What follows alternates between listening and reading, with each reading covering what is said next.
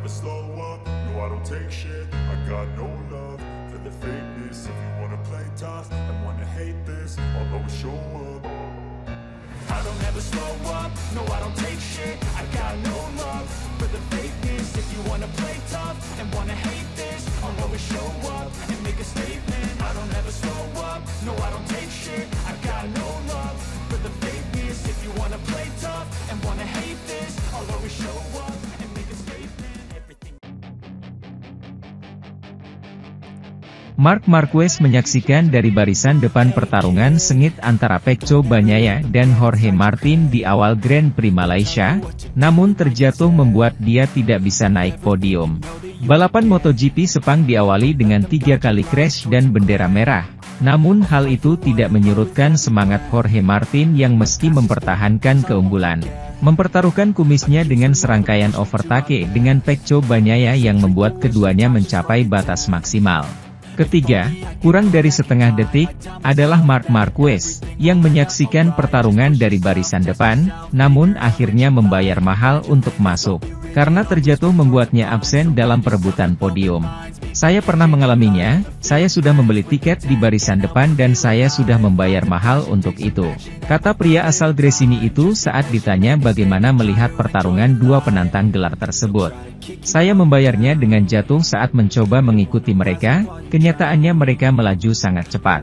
Saya mengharapkan Pecco seperti itu, yang tidak saya duga adalah Martin mengambil begitu banyak risiko. Dia memutuskan dan ternyata baik-baik saja untuknya sampai titik tertentu, lalu dia tahu bagaimana menerima bahwa Pecco punya sedikit lebih banyak, jelasnya.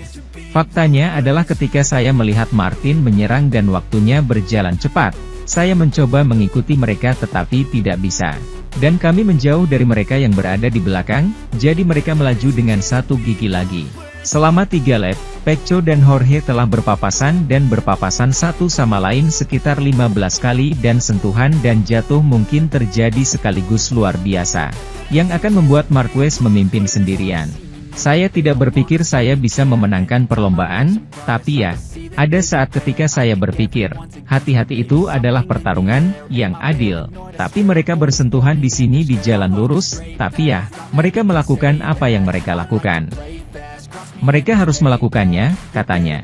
Pecco keluar dengan keyakinan bahwa dia harus menang, kita lihat saja bagaimana balapan terakhir berakhir.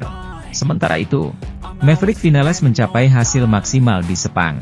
Maverick Vinales meraih posisi ke-7 di Grand Prix Malaysia, di mana masalah overheating pada Aprilia RS GP24 kembali muncul. Ini sudah menjadi sesuatu yang lumrah dan, jelas, hal itu tidak membantu tim Noale atau Maverick mendapatkan akhir pekan yang lebih baik. Dia finish di antara Quartararo dan Rins, dua motor Yamaha, berjarak 19 detik dari kemenangan di trek yang dia menangi pada tahun 2019. Beginilah cara dia mengulas karirnya dalam pernyataan kepada kolaborator kami Manuel Pecino.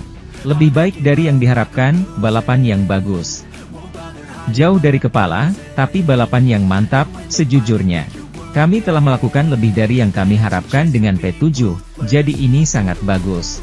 Saya mampu menjaga kecepatan dengan baik selama balapan, berusaha mempertahankannya dan berusaha agar ban tidak terlalu panas. Saya pikir itulah hasil maksimal yang bisa kami dapatkan. Pertahankan konsistensi, kami perlu terus melanjutkan, tetapi konsistensi itu bagus. Kami secara konsisten berada di posisi 6, 7, 8 dalam balapan, jadi kami harus mempertahankannya. Saat itu sangat panas, sulit untuk menyelesaikan balapan, namun saya mampu melakukannya. Saya dalam posisi yang bagus, masih dengan ritme. Peningkatan rem, ya, jauh lebih baik. Hari ini kami menggunakan 355 pada rem dan juga hal khusus yang kami sebut pelek pendingin, yang membuat ban sedikit lebih dingin. Sehingga cengkeraman saya lebih baik, kesalahan lebih sedikit, dan saya bisa lebih presisi. Itu lebih baik. Balapan terakhir akan diadakan di Barcelona, belum dikonfirmasi. Jadi saya tidak tahu. Ketika mereka mengkonfirmasinya, kami akan pergi. Tak banyak yang ingin kukatakan, aku hanya ingin pulang dan beristirahat, jujur saja. 7 minggu sangat menegangkan.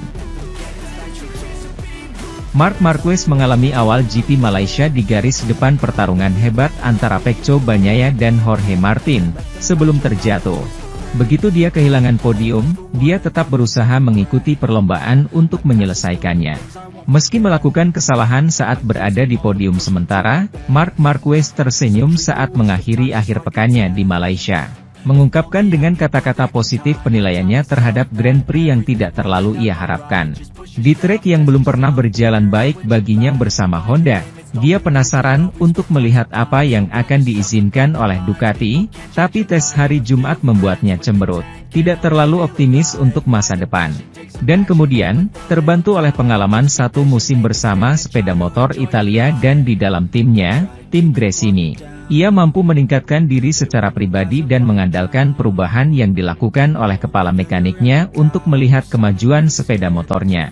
Begitulah ia berhasil lolos di baris kedua, lalu langsung menempati posisi ketiga di sprint race, menjelma menjadi medali perak dengan tumbangnya Pecco Bagnaia.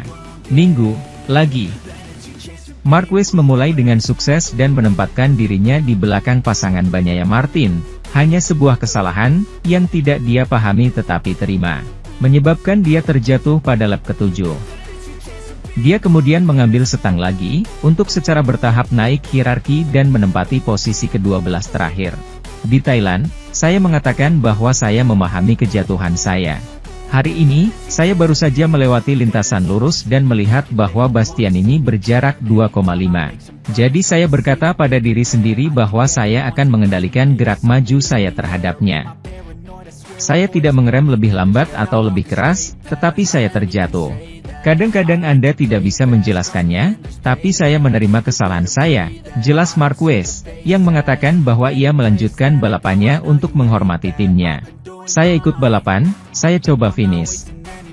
Yang jelas motornya sedikit rusak di bagian tuas. Tapi untuk menghormati tim saya putuskan untuk menyelesaikan balapan dan saya malah mendapat poin, ujarnya tepat. Karena poin tersebut izinkan dia untuk tetap di tempat ketiga dalam kejuaraan.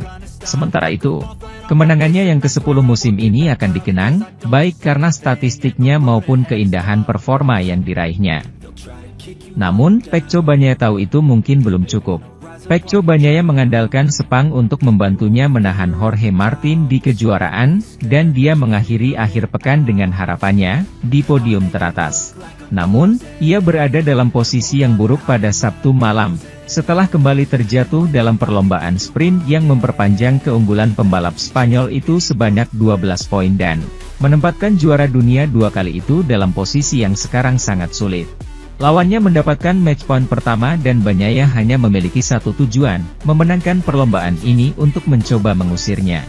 Ini meletakkan dasar bagi salah satu balapan terindah yang pernah kami saksikan selama berbulan-bulan.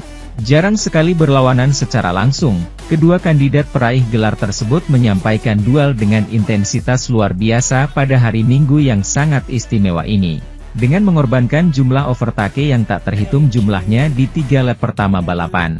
Sebelum pebalap resmi Ducati tersebut berhasil melakukannya keuntungan dan bergerak menuju kemenangan. Balapannya luar biasa, itulah yang saya harapkan kemarin, komentar pembalap Italia itu, diwawancarai situs resmi MotoGP.